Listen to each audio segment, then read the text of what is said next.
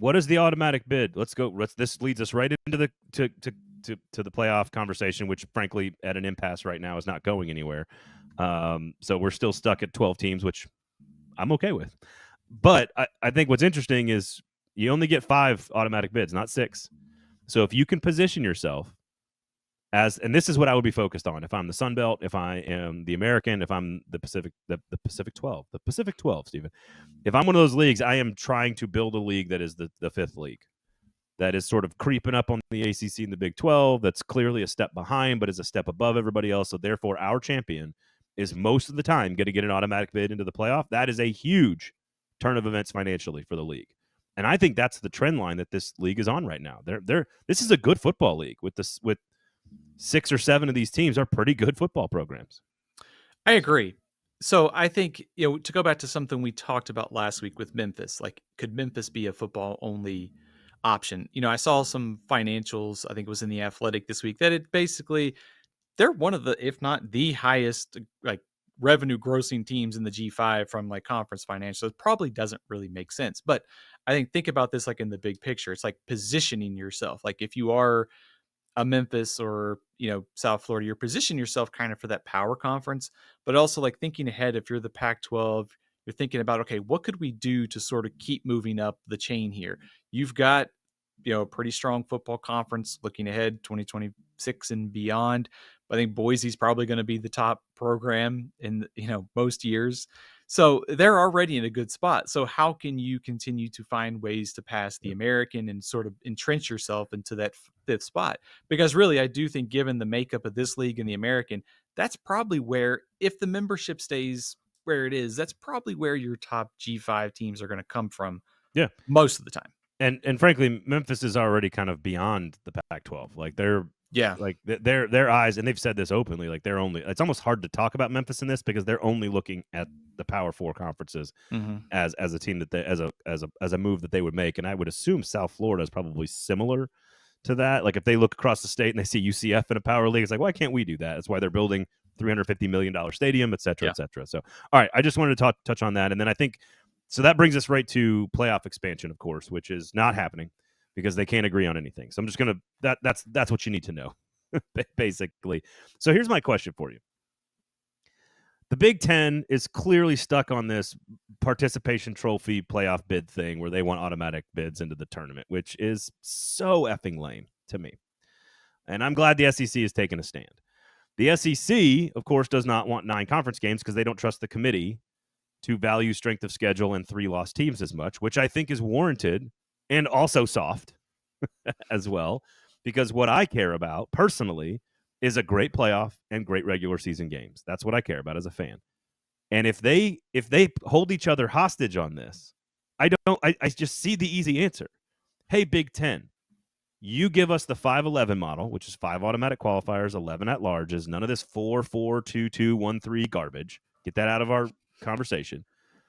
And the Big Ten can look at the SEC and say, well, but why don't you guys play 9 conference games? The SEC is going to do that eventually anyway because it's in their best financial interests. So I think both of these are like total bluffs, and they just need to hold each other hostage and actually end up with an answer, in my opinion, Stephen, that is good for college football, which is no 4 automatic qualifiers for the big leagues who have a lot of money, and more SEC football games for people who love tougher schedules, more good games. And it doesn't automatically mean more losses because I'm looking at you, Big Ten, and looking at some of your 9 conference game schedules, and I'm looking at these, and we're about to talk about them. Nebraska, Maryland. Just because you play an extra game doesn't mean it's good. Just want to point that out. So I don't know. Am I wrong on this? Like, this seems like such an easy solution to these problems. And then they can decide, 16 teams or 14 teams or 12 teams or whatever. So I was going to start by saying, like, here we go again, right? Every time we have a format, it feels like the momentum is building, and then there's like some sort of roadblock and we're just stuck in neutral. I mean, let's get it together here, conference commissioners. I mean, seriously, like I think I went back and I found the very first like article where the playoff was talking about expansion from 4 to 12, and you realize how much time has passed from that to 12. And then we've been talking about expansion. It feels like every freaking off season with one variable or another. So they need to get it together. Like, I don't know how many more meetings they can have and how many high profile visits. Like, let's get it together. Let's figure this out. They're I running out think of hotels. They're running out of cities to host these meetings in. true. They're gonna end up in San Marcos soon. Let's go. If they listen to the pod, they'll know how wonderful The river is San Marcos amazing there, I and hear. Austin, San Marcos could be a Yeah. good combo for them. Traffic's terrible in Austin. Oh yeah, traffic's bad. I think the point that you're kind of getting at is it feels like there's a lot of public posturing here, and there's an agreement to be had because you can kind of see the framework there. Yeah. You can kind of see like the 9 games. It's not only the SEC. The Big Ten seems to want the ACC to go to 9 games as well because the Big 12 plays 9 conference games. So basically, everybody would play 9 conference games. The SEC probably could get its way on the lack of automatic qualifiers and some tweaks to the strength of schedule, which I'm not really sure. Like, there was some reporting coming out of the meetings, and I'm not. It kind of almost made it more. It just there wasn't enough there for me to get on board or to fully understand kind of what they want to do because I've always thought that it's been kind of just baked into the conversation. 100%. We're about to talk about this, but I'll give you an example. If you're going to compare Tennessee to Oklahoma this year, for example, both teams have eyes on a 9-3 season. And if both teams end up 9-3, I guarantee you Oklahoma should be ranked ahead of Tennessee. Oklahoma has like 6 top 25 teams on its resume, all in conference, and that does not include Michigan, also on their schedule. Tennessee is going to play Georgia, Alabama, and Florida, and then they play the 4 worst teams in the conference.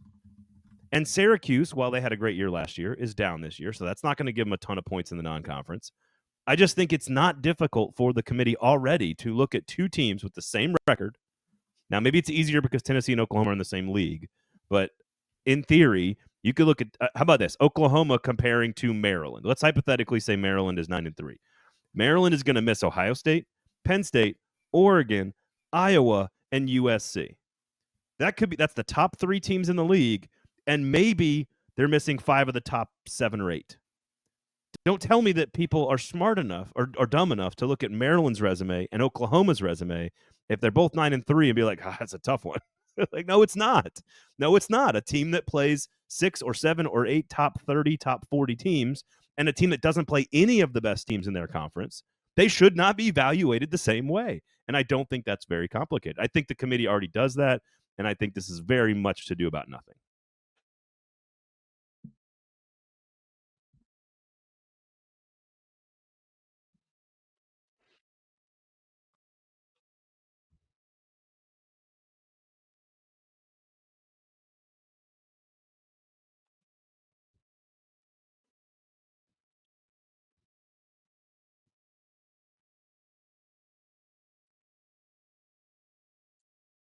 Yep. Yep.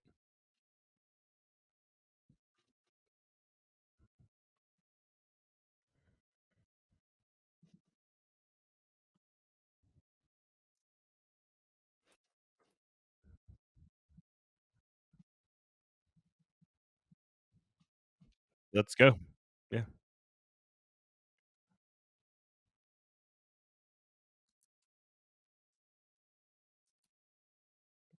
I I told you that.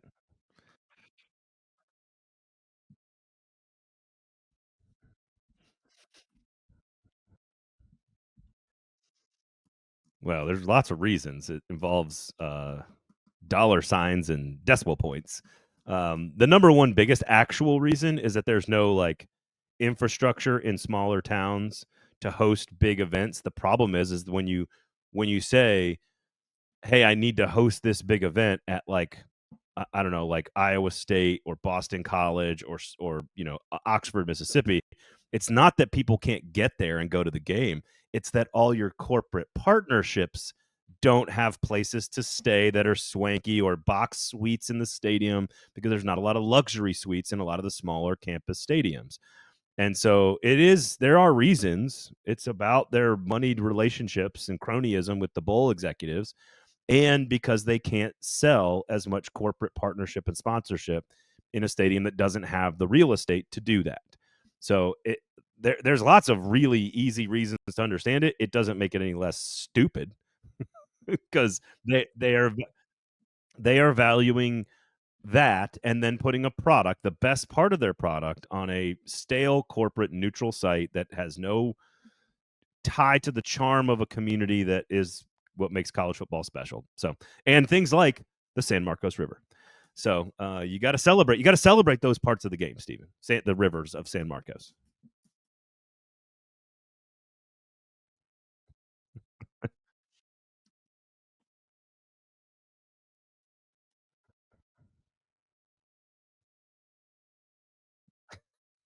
A parka. Wow. Wow. Look at you jumping on the snarky Penn State James Franklin bandwagon with me. I like it.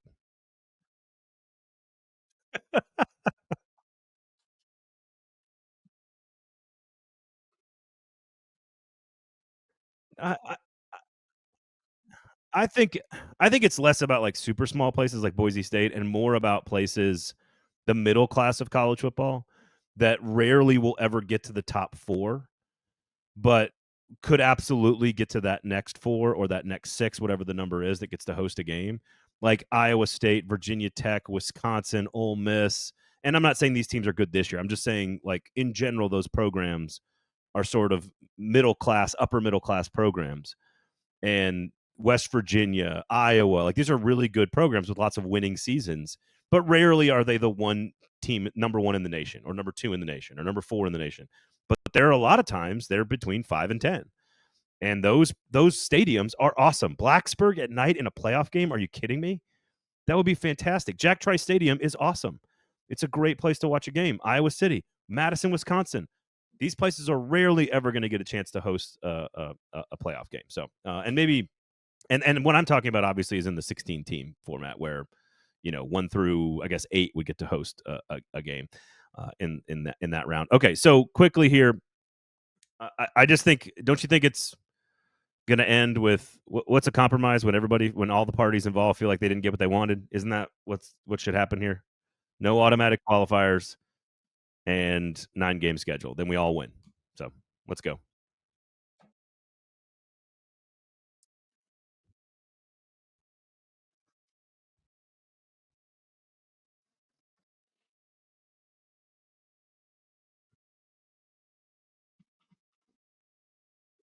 Yeah.